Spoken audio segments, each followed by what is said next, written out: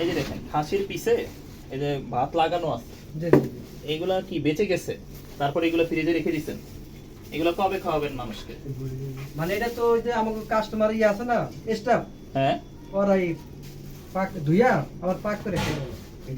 তো এখানে কত কেজি আছে, এরকম কত কেজি মাংস আপনারা বাছাই বাছাই রাখছেন? এই সবই তো ভাত লেগে আছে। জি জি জি এগুলো কবেকার, কতদিন আগে? আজকে রাইতে এগুলো আজকে, এগুলো তো সব বরফ হয়ে গেছে।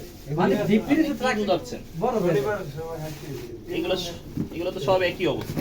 এইটা স্যার আজকে, আর এইটা আছে পরশুকের মধ্যে। এই যে এইগুলো তো ভাত লেগে আছে, জি জি জি তো এই বাসি খাবার মানুষকে কেন খাওয়াবেন?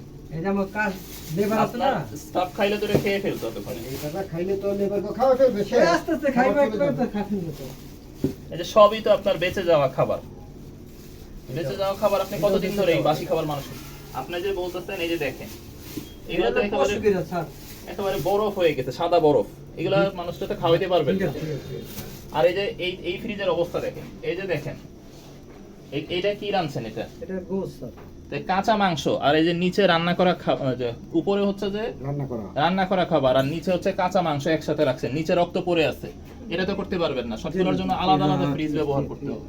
ঠিক আছে তাহলে ফ্রিজ মানে এটা আলাদা রাখতে হবে স্যার না? অবশ্যই আপনাদের তো আলাদা ফ্রিজ আছে। আচ্ছা রান্নাঘরটা দেখান কারণ সামনে তো মুরগি বাইতে যাবার। পোড়া তেল দিয়ে কিন্তু করা যাবে না, আচ্ছা আপনাদেরকে নতুন তেল দিতে ঠিক হবে। আছে ঠিক আছে ঠিক আছে ঠিক আছে এটা আমরা ভাত রেখে দিই। এই পোড়া ঠিক আছে। তেল মানুষকে খাওয়ানো যাবে আচ্ছা না। আচ্ছা এত বহুদিনের পোড়া তেল, পোড়া তেল স্বাস্থ্যের জন্য ক্ষতিকর। জি জি জি মুরগি বাইতে এখানে রাখছি। আপনারা পরিষ্কার করেন কোথায়? এখানে দোয়া করি সবাই এটা। আপনারা নিজেরা হাত ধুন, আপনাদের সাবান কই?